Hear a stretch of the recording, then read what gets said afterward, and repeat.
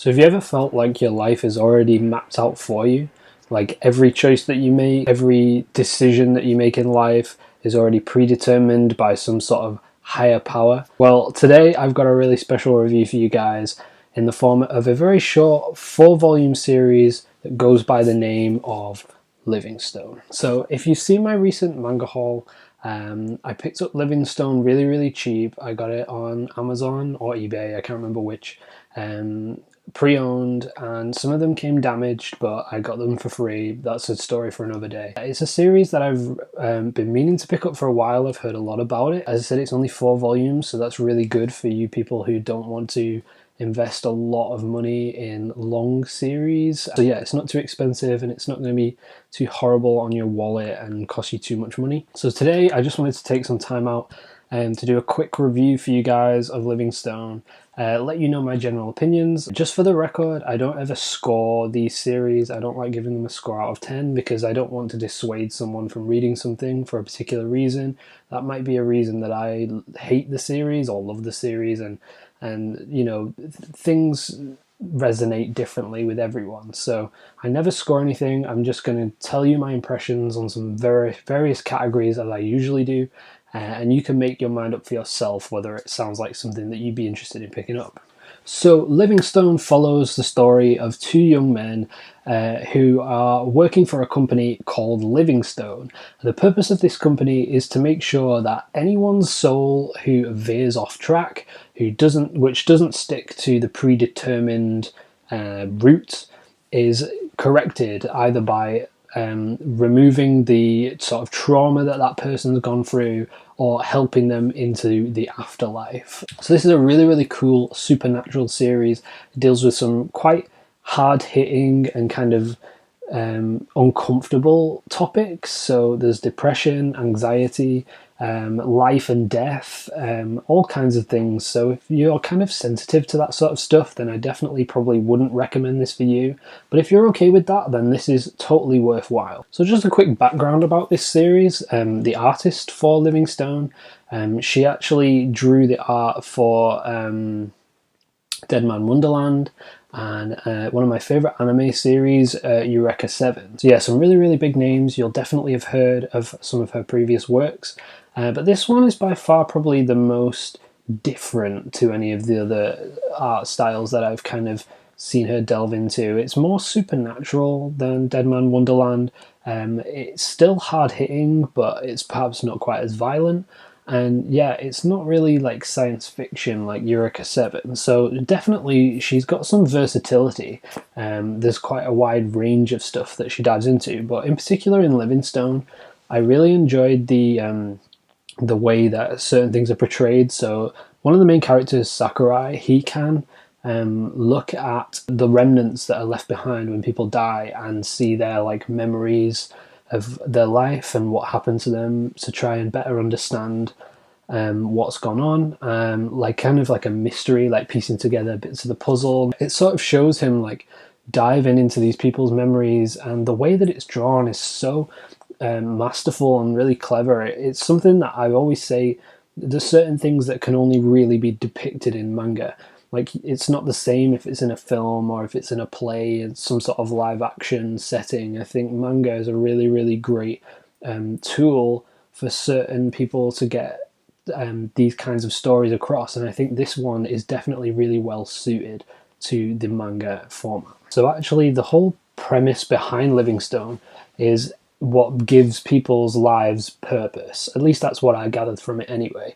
So there's different kind of people that the main characters meet and interact with, and this lets you, the reader, kind of gain a bit more understanding about society and humanity and what makes us human as the story progresses. So one particular chapter that really resonated with me was this guy who they found in a hospital because he'd believed to have tried to kill himself and commit suicide. And when they looked at his memories, because he'd forgotten who he was, he'd hit his head and he'd forgotten who he was and who his family was. So they did some investigating and they went to meet his ex-wife and his son, and they didn't want anything to do with him anymore.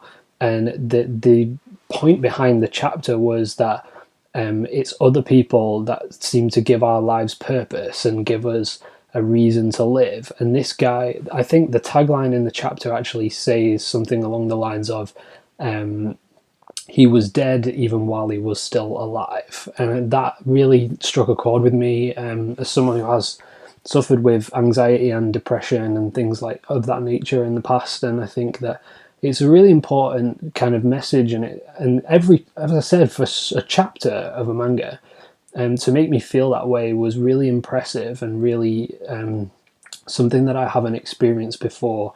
And every single chapter was that good, if not better, as it kind of went on. And yeah, it was such a joy to read, and a real change from the sort of stuff that I'm used to reading.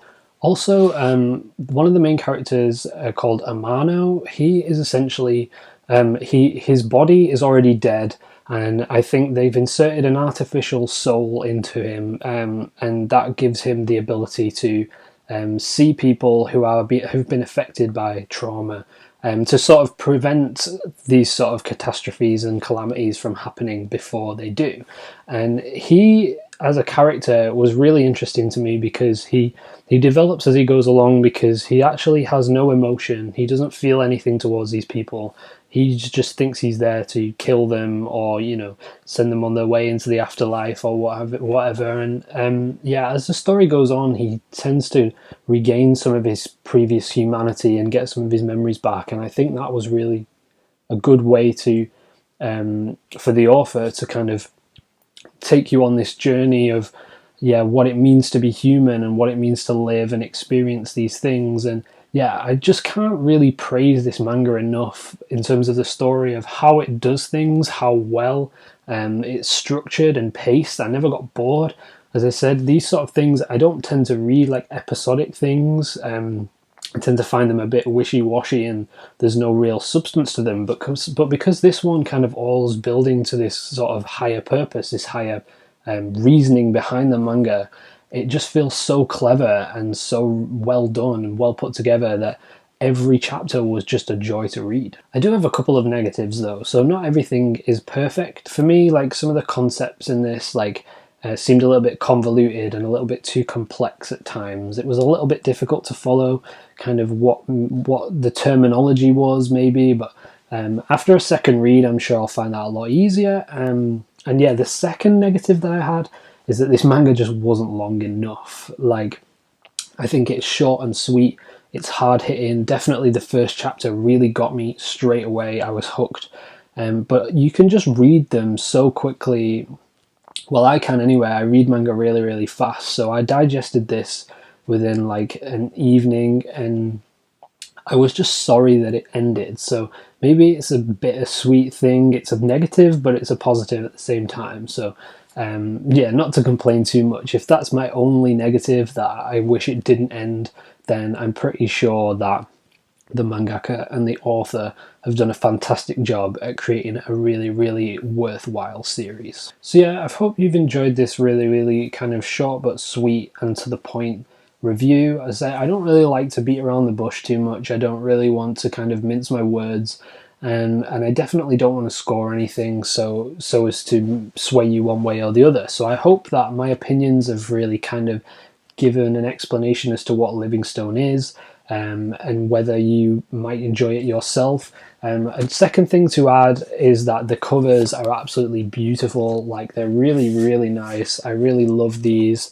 I think they're really well designed, and as I said, they're not expensive. I found these pre-owned. I think I paid like £6 for all four.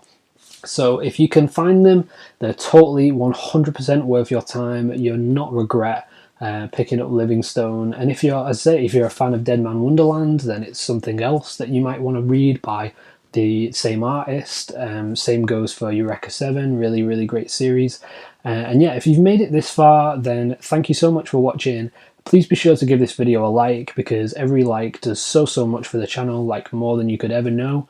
And if you're not already, make sure you hit subscribe, because I have lots more content coming soon for you guys, lots more reviews, unboxings, manga hauls, you name it. I also do quite a lot of discussions, like in-depth things. So if you haven't seen my Manga Wars series, where I compare two series of manga, then I'll leave the link to that somewhere within this video or in the description. So yeah, thanks again so much, guys. You've all been absolutely awesome. All the support has been amazing, and I will catch you next time.